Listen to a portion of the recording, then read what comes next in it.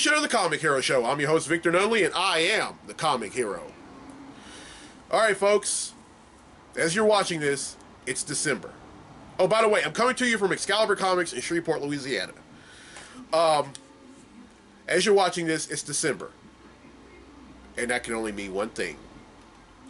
It's Christmas time. It's Christmas time! It's Christmas time!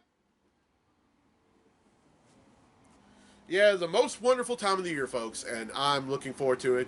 As a matter of fact, I'm wearing a Christmas-themed Comic Hero tee. This is the third year in a row that I've worn this in an episode of the Comic Hero Show in December. And but anyway, I want to start something new for this for the show. Now, what I'm going to do is I'm going to start giving away free gifts in every episode, and hope, and you know, I'm just going to try for this month. If it's successful, I may extend it past the month of December. But for right now, I'm in a giving mood.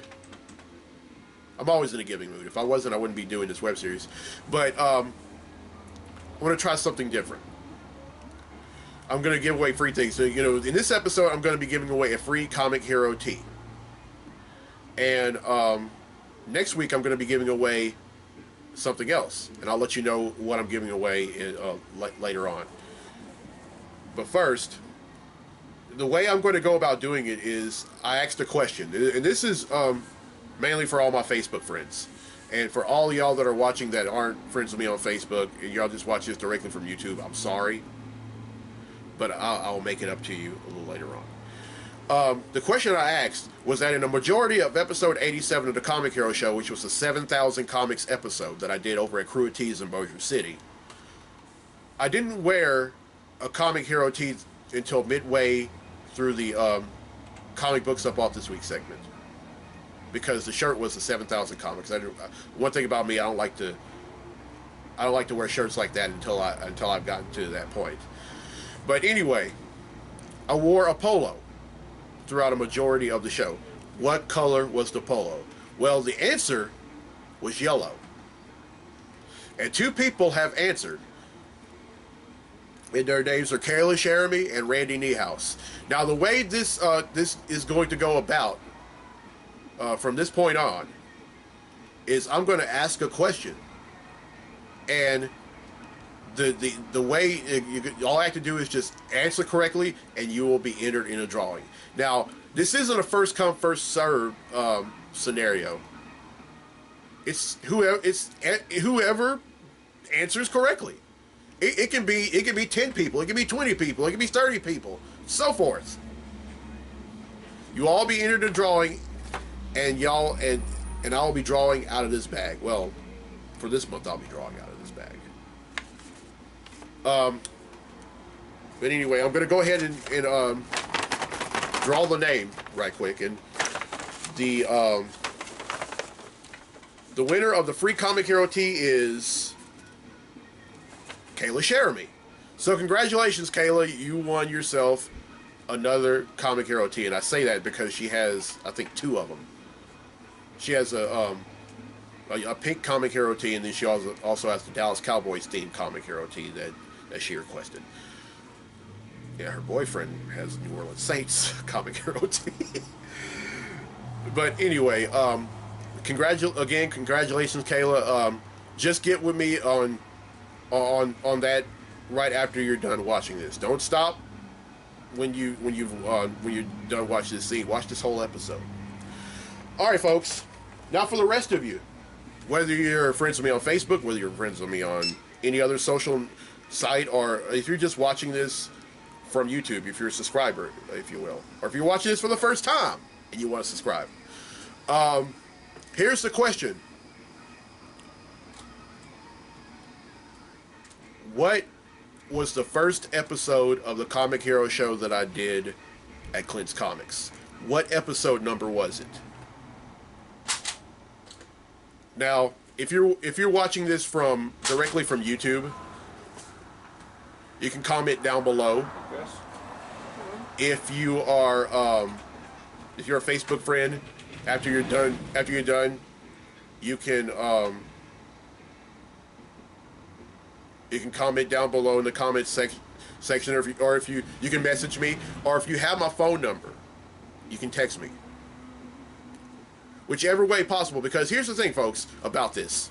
There is no limit to how many people can enter. Because if you answer correctly, your name will be entered in the drawing. And next week's gift will be a free issue of the first. Will be a copy of the first issue of the Amazing Spider-Man series, of the current Amazing Spider-Man series. That is the gift. All right, let's start this. Now that we've done that, I gotta ask. Any questions?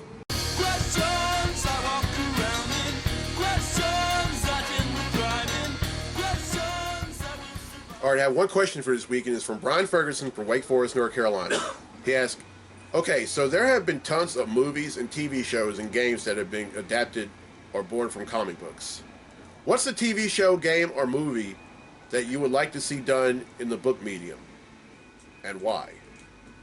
Well, Brian, there have been several several TV shows and movies that have been made into comics. I mean, there's the current Star Wars series from Marvel, and then there's the current Back to the Future series from IDW. And there have been several others, but if there was one I wanted to see so badly, it's Knight Rider. And here's why. No, it's okay. Knight Rider, that's part of my childhood. It was a TV series that was on from 1982 to 1986, and they came out with this movie called Knight Rider 2000 in 1990, and there was a spin-off series called Team Knight Rider, which I really didn't like. And then there's the Knight Rider series that served as a continuation, which was a complete dumpster fire. But I don't know. It's just something. I think Knight Rider deserves to be retold. I think it needs to. I think it seriously needs to be its own book. It should have its own modern day take. Have a modern day take on it. I mean,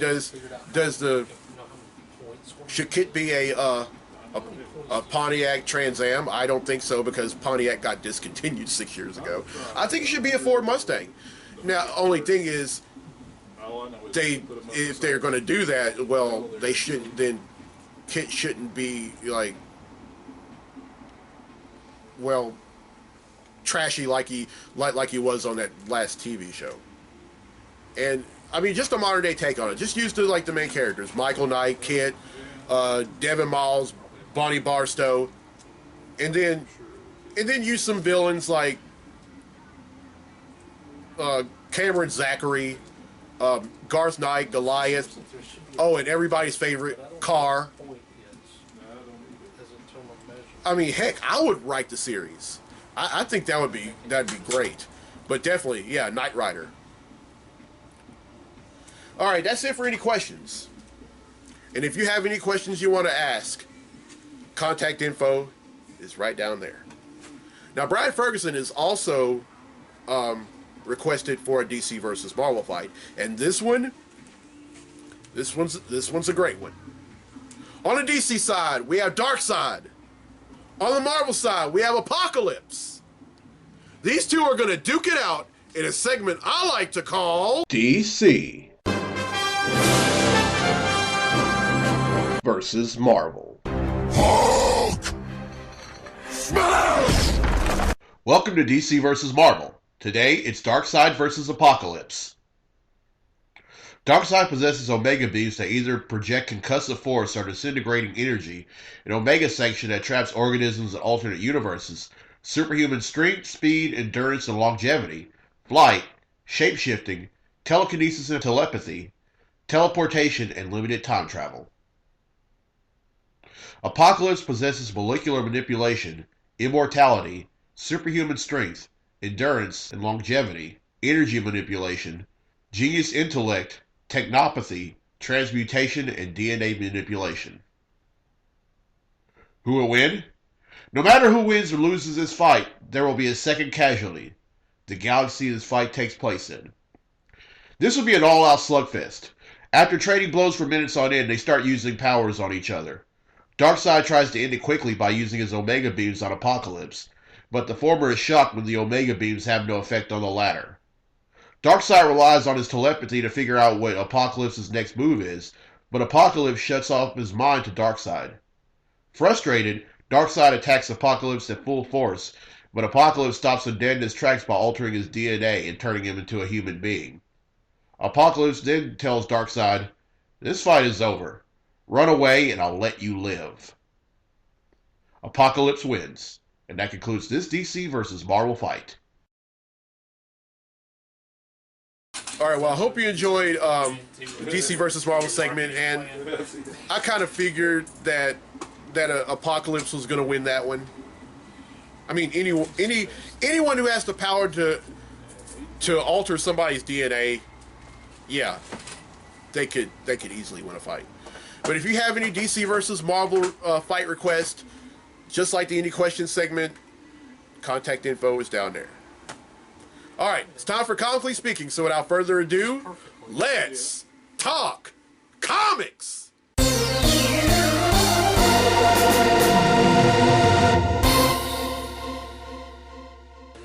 Okay, there's only going to be one thing that I'm going to talk about in the Comically Speaking segment, and that's that Supergirl that CBS has ordered the entire first season of Supergirl.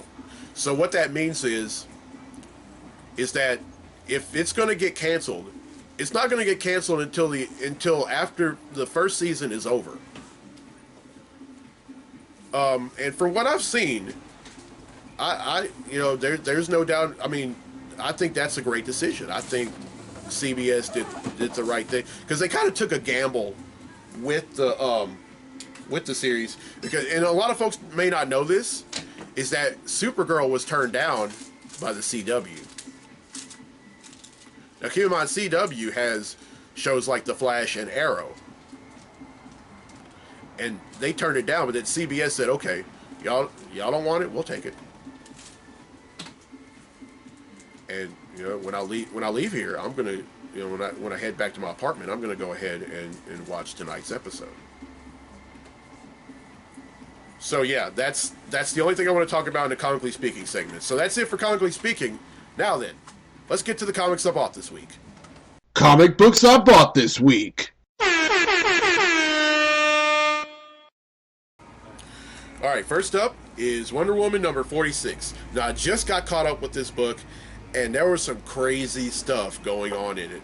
Like, for example, Wonder Woman, who had recently imprisoned Donna Troy, was trying to get her to, turn from her wicked ways, and she's like, "No, I can't do that. I've done way too much stuff that's unforgivable." I said, "Well, I'm forgiving you." Well, anyway, her sister ends up letting her out of prison, and she ends up somewhere in London, and she finds, and along the way, it's a lot of crazy stuff, and then Wonder Woman comes in contact with this kid who calls himself a god named Aegeus, and he tries to kill Wonder Woman. Unsuccessfully, she does, but unfortunately, he ends up killing Donna Troy. Shot her right in the heart with an arrow, and she turned to stone. And this one, he deals with the god of peace, who actually recruits Aegeus to kill Wonder Woman. Up next is Superman Wonder Woman number 23.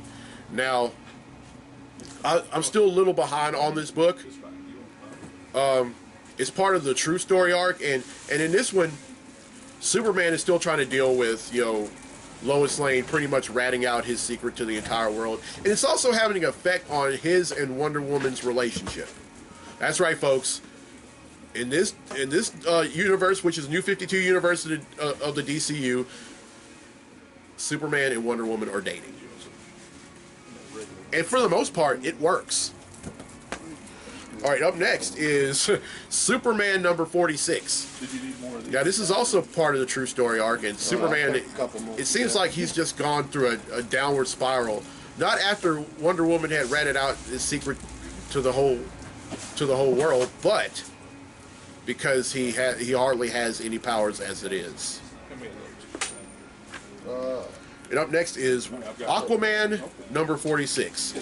And in this one, Aquaman has become a fugitive of Atlantis after he has committed a whole bunch of crimes, and he's having to he's on the run from Atlantis, folks.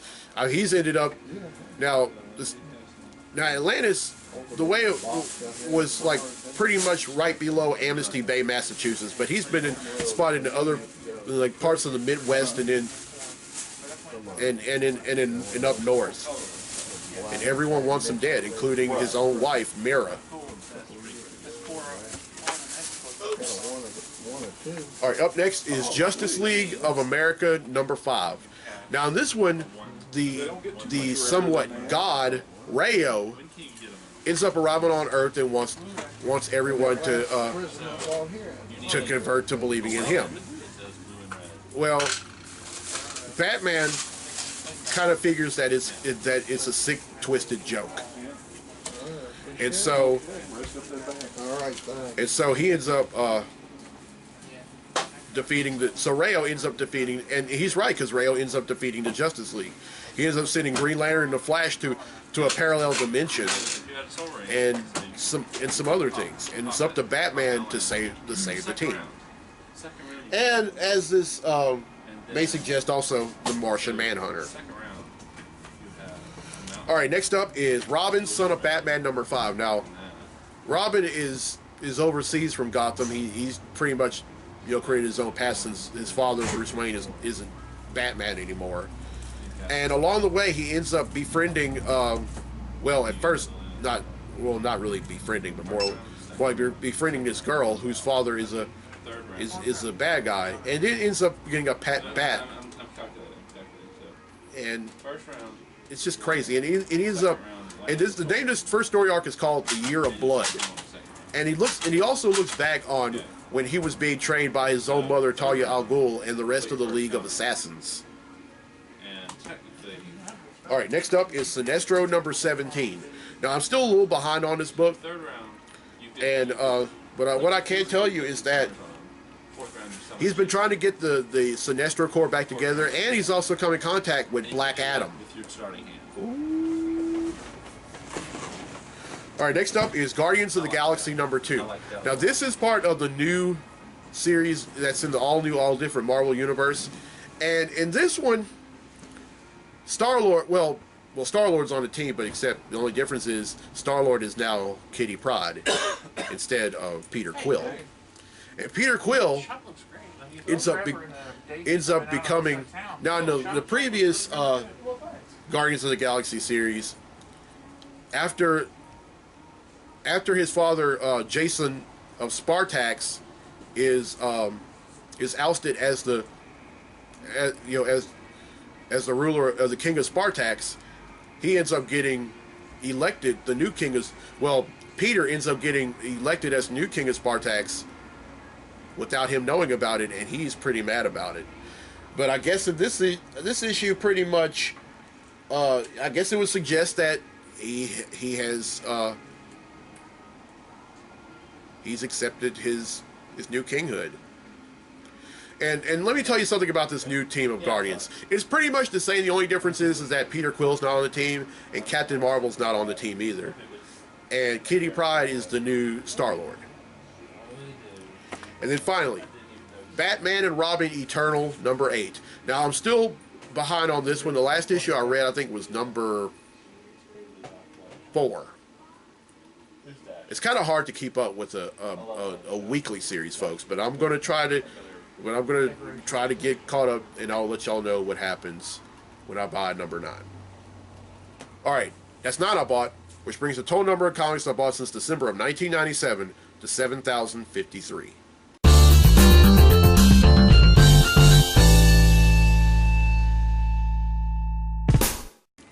All right, well, I hope you enjoyed this week's episode.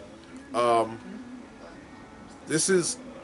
think this whole thing with giving away free stuff and the promos and everything I think that, I mean I think this is a great idea, and um, oh, and I'm very glad that Randy and Kayla ended up entering this. But hopefully, I can get some more folks, because here's the thing: once somebody answers the question, you can answer the question too. This is not a first come first serve scenario, folks. I mean, if you know the answer to the question, chime in. It doesn't matter if somebody else answered it. Go ahead. And remember, next week, I'm giving away a free copy of the first issue of the current Amazing Spider-Man series. And the question again is, what was the episode of the Comic Hero show, or what was the first episode of the Comic Hero show that I did? What episode number was it at Clint's Comics? What was the episode number that I did over at Clint's Comics? The very first one. So that's the question. So say episode such and such, or even the episode number, and then everyone who answers correctly will be entered in a drawing in episode 92. All right, that's all I have. I'm Victor Nunley. I'm the Comic Hero. I'll see you next week for episode 92. Till then, be safe, be blessed, be a hero.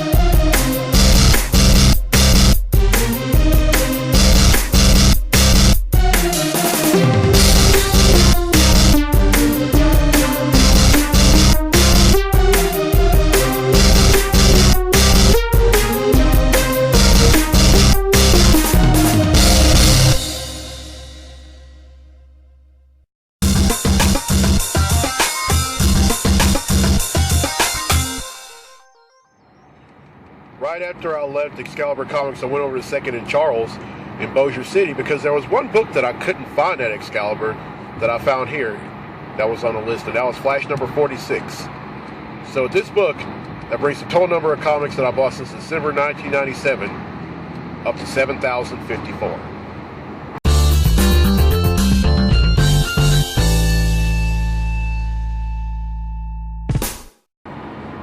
See y'all next week for episode 92.